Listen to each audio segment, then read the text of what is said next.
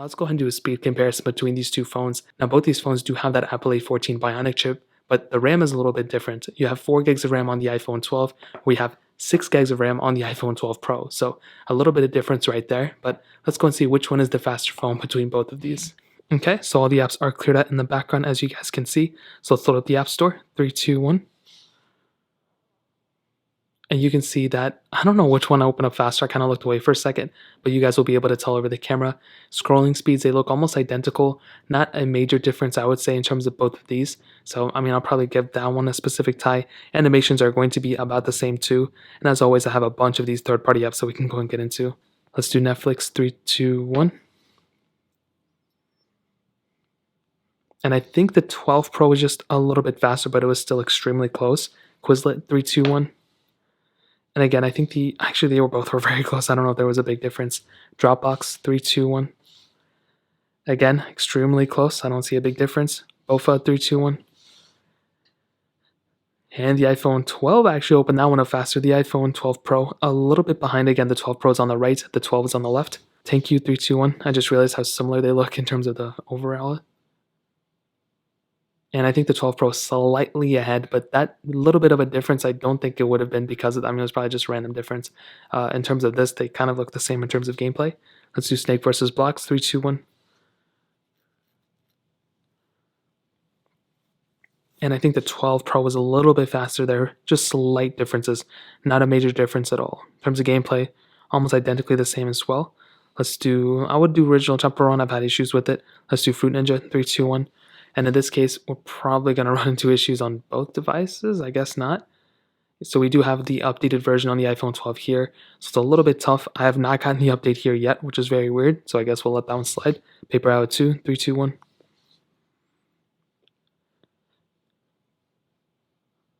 And again, 12 Pro, slightly faster, very subtle differences. So far, I haven't really seen maybe the 12 Pro is consistently faster, but I don't think it's like that big of a deal. Like it's almost like hand in hand, like neck and neck. Gameplay wise, they're both about the same there. Temple Run 2, 3, 2, 1.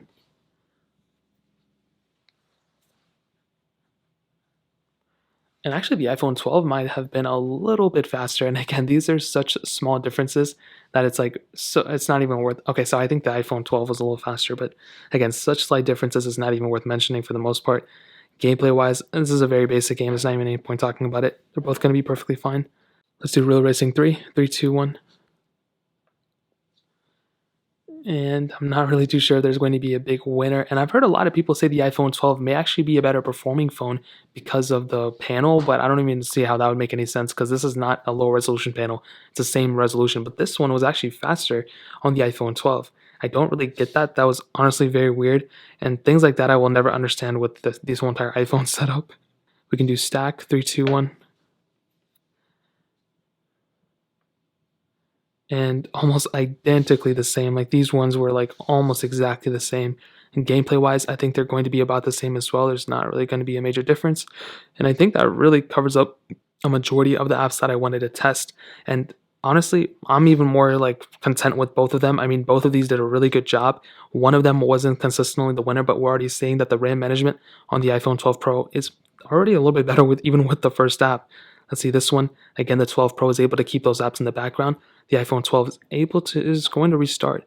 And this is probably one of the bigger differences so far. Speed-wise, they both open the apps pretty much exactly the same.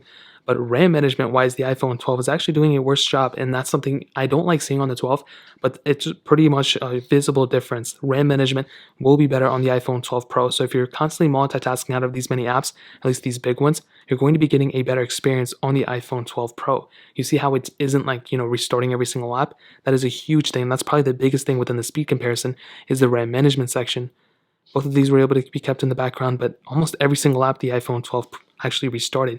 The iPhone 12 Pro was able to keep that in the background. So in terms of the RAM management, I would probably have to give the edge to the iPhone 12 Pro and probably the overall speed to the 12 Pro, but I still think the iPhone 12 is an extremely good phone, and if you're not multitasking out of a bunch of apps, it's probably good enough for you too. So in terms of speed, that pretty much covers it up.